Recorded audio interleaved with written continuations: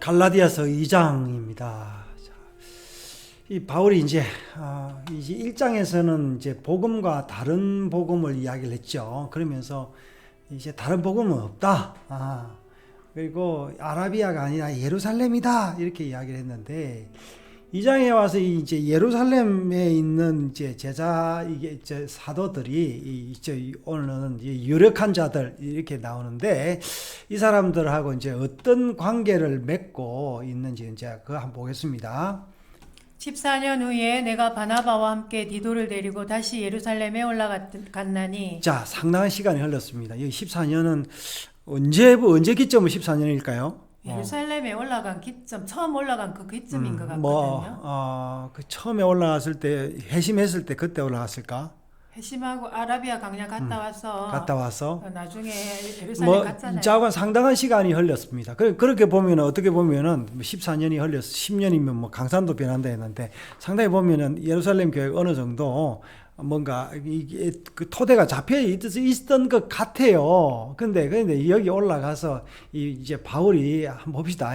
그러니까 다시 예루살렘에 올라갔다니까. 그쵸? 예. 처음 올라간 예루살렘 기점이 뭐로부터 14년. 그러니까 아마 그냥 14년 동안 많이 이제 변했던 것을 이야기를 하고 있는데요. 이게 이제 계시를 따라 올라가 내가 이방 가운데서 전파하는 복음을 그들에게 제시하되 유력한 자들에게 사사로이 한 자, 것은. 여기 유력한 자들이 누굽니까? 예루살렘 교회의 유력한 자들이겠죠. 그러니까 뭐겠어요? 그 당시에 베드로 또 누구예요? 베드로, 리시아, 야고보, 야고보, 요한. 예, 이런 사람들이겠죠. 근데 여기서 사사로이 했다는 그러니까, 말은 개인적으로 개인적으로 예. 따로 아마 설명을 했다 이런 그렇죠. 말 같은데요. 그러니까 내가 깨달은 것을 아라비아 광야에서 깨달았던 걸 이제 그런 것들을 했는데 그게 왜 했냐니까 자기 지금 이 바울이 지금 계속요. 내가 다름질하는 것이나 다름질한 것이 헛되지 않게 하려 함이라. 지금 바울은 복음 전하는 것을 마치 달리기 하는 것, 마라톤 하는 것처럼 그렇게 비유를 하고 있는데 그래서 내가 이렇게 열심히 하는 거 이거 헛되지 않게 하려면은 이제 그 예루살렘의 유력한 자들하고 협력을 해야 되잖아요. 네. 예. 그러나 나와 함께 있는 헬라인 디도까지도 억지로 할례를 받게 하지 아니하였으니 이는 가만히 들어온 거짓 형제들 때문이라. 그들이 가만히 들어온 것은 그리스도 예수 안에서 우리가 가진 자유를 엿보고 우리를 종으로 삼고자 함이로되. 지금 왜냐하면 지금 이 디도가 이제 할례를 받을 수 있는데 할례를 안 받겠다라는 거죠. 왜 그러냐니까 이 사람들이 사람들이 할례를 받아야 된다라는 뭐를 세워놓은 것 같아요. 율법이. 예, 원칙을 세워놓은 것 같습니다. 그래서 원칙을 세워놨기 때문에 마치 이제 디도를 할례를 받게 하면 그 원칙에 이제 순종하는 게 되잖아요. 이제 그렇기 때문에 그게 안 했다라는 것 같아요. 예, 5절요. 그들에게 우리가 한시도 복종하지 아니하였으니 이는. 복종하지 않았다는 것은 너희들 틀렸다 그 말이에요. 그죠? 그러니까 이 사람들은 어떻게 보면 순종하도록 순종을 강요했는데 바울은 이제 복종하지 않았다. 왜냐니까 이는 복음의 진리가 항상 너희 가운데 있게 하려 함이라. 자, 복음의 진리는 율법이 아니다라는 걸 계속 이야기를 하고 있습니다. 그러면서 지금 여기서 6절에 보면 유력하다는 이들 중에 하면서 오늘 제가 제목도 뭐라 했습니까? 지금 유력한 법통들 했는데 항상 이 법통들이요, 법을 따지고 원리를 추출해내고 뭔가 논리로 맞추는 이런 사람들이 어디 가도 정치계에도 그렇고요, 노회나 총회 가도 이런 사람들이 이제 계속 말빨이 셉니다. 이제 복음은 단순히 이제 논리로만 되는 게 아니다라는 거를 이제 우리가 알아야 되는데, 그래서 여기서 뭐라 했습니까? 유력하다 이걸 관로 해가지고 이거 뭐라고 이야기하고 있습니까? 본래 어떤 이들이 내게 상관이 없으며 하나님은 사람을 외모로 취하지 아니하시나니. 자, 여기 외모는 뭡니까? 유력한 사람들의 그 특징이 뭐겠어요? 율법을 내세우고 율법 많이 알겠죠. 네. 가문이 좋고 구약을 통달하고 그렇죠. 사람들한테 인정을 받고 이제 이런 거는 아니다. 그게 소위 말해서 이게 유력한 사람들은 이제 사실 그 사람 유력한 사람들이 아니다 하면서 저 유력한 이들은 내게 의무를 더하여 준 것이 없고. 자, 이제 유력한 사람들의 의무 무슨 의무겠어요? 뭔가 해야 된다. 복음을 전할 의무를 더해준 게 아니라 이 사람들 때문에 내가 복음을 전하는 의무가 생긴 게 아니다라는 거죠. 그러면 누구한테 의무가 생긴 거였어요? 하나님의 성령, 말씀이. 자, 그리고 도리어 뭐랬어요, 지금? 도리어 그들은 내가 무할례자에게 복음 전함을 맡은 것이 베드로가 할례자에게 맡은가 같은 것을 보았고. 자, 그래서 이제 어떻게 생각하면은 이 사람들은 유대인들, 할례 받은 자들에게 이렇게 복음 전하는 것은 굉장히 쉬웠습니다. 왜냐하면 이 사람은 율법으로 접근을 하기 때문에. 그래서 예수도 믿고 할례도 받고 뭐 이런 거죠. 예, 그런데 바울은 그게 아니다라는 거면서 뭐라 했어요? 그래서 베드로에게 역사하사 예. 그를 할례자의 사도로 삼으시니가 또한 내게 역사하사 나를 이방인의 사도로 삼으셨느니라. 자, 베드로는 이제 유대인들에게 가고 나는 이방인 사도로 삼았다 하면서 또 기둥같이 여기는 야고보와 게바와 요한도 내게 주신 은혜를 알므로 나와 바나바에게 친교를 악수를 하였으니 우리는 이방인에게로 그들은 할례자에게로 가게 하려 함이라. 자, 여기서 이제 야고보, 게바, 베드로입니다. 요한도 이제 그렇게 해서 어떻게 사역이 좀 나누어졌는데, 그러면서 바울은 또 한 가지 더 했습니다. 다만 우리에게 가난한 자들을 기억하도록 부탁하였으니 이것은 나도 본래부터 힘써 행하여 왔노라. 자, 요 이야기를 하면서 지금 내가 이방인의 사도다라고 이야기를 하면서 이제 이방인들에게 복음을 전하지 못하게 하는 사람들에 대한 그 일종의 그 뭡니까? 이제 그런데 그래서 지금 아까 앞에서 뭐랬어요? 다른 복음은 없다 그렇게 이야기를 했잖아요.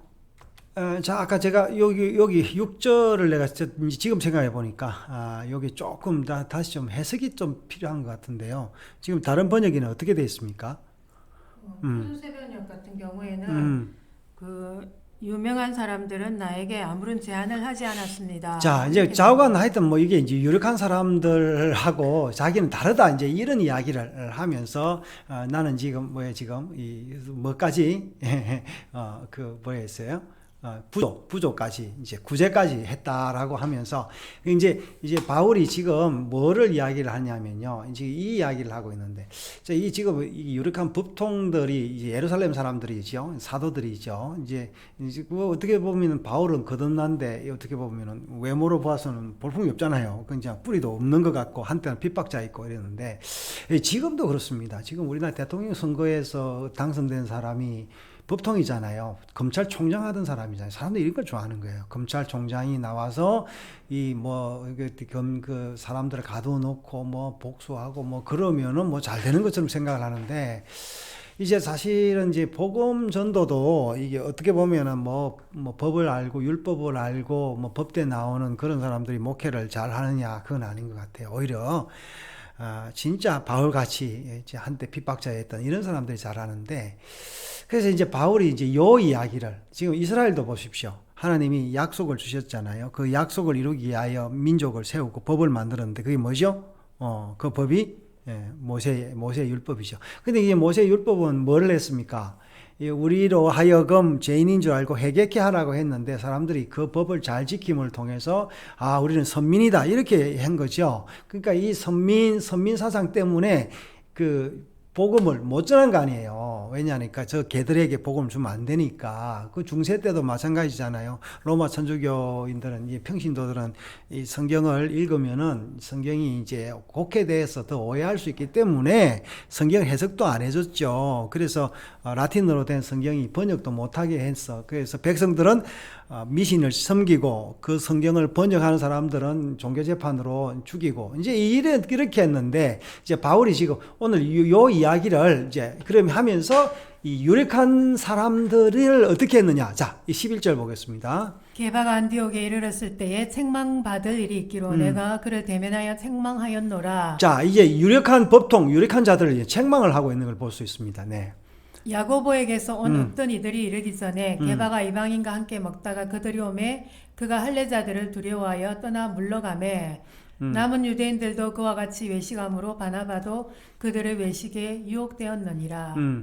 그러므로 나는 그들이 복음의 진리를 따라 바르게 행하지 아니함을 보고 모든 자 앞에서 게바에게 이르되 네가 유대인으로서 이방인을 따르고 유대인답게 살지 아니하면서 어찌하여 억지로 이방인을 유대인답게 살게 하려느냐 하였노라. 자, 이제 예루살렘 교회 또한 이제 복음 전도에 방해가 되는 거죠. 그래서 하나님이 이 예루살렘 교회가 어떻게 됐습니까? 핍박이 나서 흩어버렸잖아요. 그래서 흩어진 사람들이 이제 세운 교회가 안디옥 교회인데, 그 지금 베드로가 지금 안디옥 교회까지 와서 이 외식을 하는데 좀 이해가 되지 않습니다. 이게 사도행전 10장이죠. 누구 이제 고넬료 사건이 나오는데, 예, 9장인가요? 네. 고넬료 사건에서 어떻게 하고 있습니까? 베드로는 이방인에 대해서 별로 관심이 없었는데, 근데 환상 중에 보자기에 그 부정한 짐승이 있었던 거죠. 그걸 먹어라, 못 먹겠다, 먹어라, 못 먹겠다, 뭐 이렇게 실랑이를 벌이다가 결국은 그 환상 후에 이제 고넬료가 보낸 사람들이 와서 고넬료 집에 가서 말씀을 증거하게 된 거잖아요, 베드로가. 그러니까 그 집에서 그 말씀을 듣던 자들이 성령을 받고 방언을 말하고. 자, 그래서 이제 이래 했는데, 그래서 이제 베드로가 돌아가 버린 거예요. 그러니까 지금 그러면 이 사건은 그 이전 사건이잖아요. 사도행전에도 먼저 나오는 걸 봐서, 그러니까 이만큼 우리가 복음 진리를 가지고 있는 게 굉장히 어렵습니다. 율법 진리는 굉장히 쉬워요. 그러니까 복음 진리는 마치 생선 같아요. 그냥. 율법 진리는 마치 냉동 생선 같고, 이제 그랬는데, 그러면서, 이제, 뭐, 바나바까지 이제 그래 넘어간 것 같아요. 자, 바나바란다. 이제, 게바까지, 베드로까지. 자, 그래서 이제. 바나바도 유혹됐다. 그렇죠. 바나바 역시. 그래서 바나바하고도 아마 계속 이 문제로 싸웠던 것 같아요. 그러므로 나는 그들이 복음의 진리를 따라 바르게 행하지 아니함을 보고, 모든 자 앞에서 게바에게 이르되, 이 이야기 읽었네요. 예. 14절 읽었고, 15절. 네. 우리는 본래 유대인이요 이방 죄인이 아니로되 이방 사람을 죄인으로 그렇죠. 이렇게. 그렇죠. 예. 그러니까 뭐 개라고 생각을 하고. 사람이 어렵게 되는 것은 율법의 행위로 말미암음이 아니요 오직 예수 그리스도를 믿음으로 말미암는 줄 알므로. 자, 유대인이나 헬라인이나 이방인 다 마찬가지, 그죠? 예, 우리도 그리스도 예수를 믿나니 이는 우리가 율법의 행위로서가 아니고 그리스도를 믿음으로써 의롭다함을 얻으려 함이라. 율법의 행위로서는 의롭다함을 육체가 없느니라. 자, 이 사람 너희들 율법 알아도 너가 아무리 율법 자랑하고 율법 지켰다 해도 그거는 자랑하지 못한다. 만일 우리가 그리스도 안에서 의롭게 되려 하다가 죄인으로 드러나면. 자, 율법을 지키려 하다가, 그죠? 네. 예, 왜냐면 율법 다 못 지키니까 오히려 어떻게 해요? 왜냐면 하나라도 죄인이면 죄인이잖아요. 예, 그래서 이제 잘못하면 어떻게 된다고? 그리스도께서 죄를 짓게 하는 자냐? 결코 그럴 수 없느니라. 예. 만일 내가 헐었던 것을 다시 세우면 내가 나를 범법한 자로 만드는 것이라. 내가 율법으로 말미암아 율법에 대하여 죽었나니 이는 하나님에 대하여 살려 함이라. 내가 그러니까 율법에 대하여 죽었다라는 이야기는 이제가 지금 자, 여기 이제 율법에 대해 죽었다라는 이야기가 지금 다른 번역에는 어떻게 되어 있다고요? 율법 앞에서는 이미 율법으로 말미암아 죽었습니다. 그렇지. 그렇게 번역이 돼야 되는데 율법에 대하여 죽었다. 율법 때문에 죽었다. 왜냐하면 율법의 견조 보니 나는 확실히 죄인이고 지옥 갈 사람이다. 예, 그런데 하나님이 나를 살렸었다 하면서 그 유명한 우리가 이제 갈라디아서 2장 20절 내가 그리스도와 함께 십자가에 못 박혔나니 그런 적 이제는 내가 산 것이 아니요 오직 내 안에 그리스도께서 사신 것이라. 이제 내가 육체 가운데 사는 것은 나를 사랑하사 나를 위하여 자기를 버리신 하나님의 아들 믿음 안에서 사는 것이라. 우리 노래도 있죠. 내가 그리스도와 함께 십자가에 못 박혔나. 그래서 이제 요 이야기를 하고 있습니다. 그래서 지금 바울이 지금 뭘 이야기를 하고 있냐라니까 전체적으로 예루살렘의 유력한 자들이 복음의 장애가 된다. 이 이야기를 하고 있는 거예요. 그래서 이제 그거는 이제 사도 바울 이후에도 계속 지금도 마찬가지입니다. 한국 교회가 지금 잘 살고 유식해지고 뭔가 되니까 뭐 교회 건물도 좋아지고 뭐 하니까 이제 배가 부른 거예요. 예. 그래서 우리가 자 21절 내가 하나님의 은혜를 패하지 아니하노니. 자, 잘못하면은 율법으로 하나님의 은혜를 패할 수 있는 거죠. 내가 잘 지켰다. 뭐 이런 거. 예. 만일 의롭게 되는 것이 율법으로 말미암으면 그리스도께서 헛되이 죽으셨느니라. 자, 이제 우리가 잘못하면은 그리스도께서 헛되이 죽은 것으로 복음을 전할 수 있다라는 걸 우리가 늘 알아야 됩니다. 자, 이제 어떻게 생각하면요, 이제 복음 전하는 데 있어서 한때 유대인들이 방해가 됐고 또 예루살렘 교회의 유력한 자들이 방해가 됐고 지금도 어떻습니까? 보수 교회들이 복음 전하는데 방해가 되고 자기들 이익을 위해서 정치를 하고 이제 복음을 해석을 하니까 이제 복음이 복음되지 못하여 그냥 도태되고 마는 것이 이제 서양의 기독교 이제 그래서 뭐라고 하고 있습니까? 포스트 크리스천 제너레이션이라고 이제 후기 기독교 이제 사회가 이제 이렇게 돼가고 있습니다.